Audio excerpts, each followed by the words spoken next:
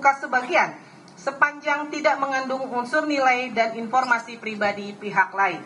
6.5 menyatakan informasi yang dimohon oleh pemohon sebagaimana dimaksud dalam paragraf 4.36 Romawi 2 merupakan informasi yang tidak dalam penguasaan termohon. 6.6 menyatakan informasi yang dimohonkan oleh pemohon sebagaimana dimaksud dalam paragraf 4.36 Romawi 3 terkait prosedur dan kebijakan resmi termohon nomor 1-6 adalah kurikulum yang berlaku saat Joko Widodo studi adalah informasi terbuka.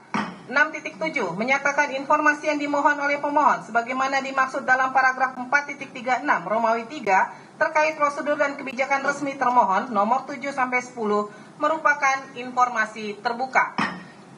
6.8 memerintahkan termohon untuk memberikan informasi yang dimohon oleh pemohon sebagaimana dimaksud dalam paragraf 6.4, paragraf 6.6 dan paragraf 6.7 kepada pemohon setelah putusan ini berkekuatan hukum tetap inkrah van Gewitz.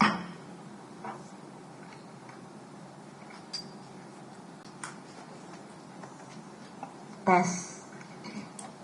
Kami lanjutkan. Pendapat berbeda, dissenting opinion. Terhadap putusan ini, anggota Majelis Samro Tunaja Ismail memiliki pendapat berbeda, dissenting opinion terkait permohonan akua sebagai berikut.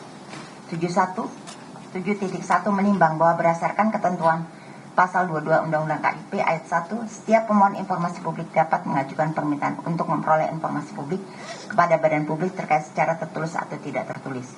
Ayat 7, paling lambat 10 hari kerja sejak diterimanya permintaan, badan publik yang bersangkutan wajib menyampaikan pemberitahuan tertulis yang berisikan informasi yang diminta berada di bawah penguasaan ataupun tidak. B. Badan publik wajib memberitahukan badan publik yang menguasai informasi yang diminta apabila informasi yang diminta tidak berada di bawah penguasaannya, dan badan publik yang menerima permintaan mengetahui keberadaan informasi yang diterima yang diminta. Kami ulangi. C. Penerimaan atau penolakan permintaan dengan alasan yang tercantum sebagaimana dimaksud dalam pasal 17. D. Dalam hal permintaan diterima seluruhnya atau sebagian dicantumkan materi informasi yang akan diberikan. E. Dalam hal suatu dokumen yang mengandung materi yang dikecualikan sebagaimana dimaksud dalam pasal 17, maka informasi yang dikecualikan tersebut dapat dihitamkan dengan disertai alasan yang dan materinya. F. Alat penyampai dan format informasi yang akan diberikan, dan atau G. Biaya serta cara pembayaran untuk memperoleh informasi yang diminta.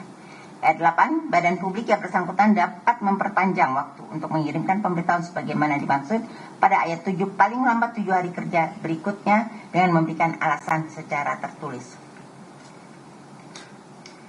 Pasal 26 ayat 1 huruf A Undang-Undang KIP, Komisi Informasi bertugas menerima, memeriksa, dan memutus permohonan penyelesaian sengketa informasi publik melalui mediasi dan atau adjudikasi non-litigasi yang diajukan oleh setiap pemohon informasi publik berdasarkan alasan sebagaimana dimaksud dalam Undang-Undang KIP.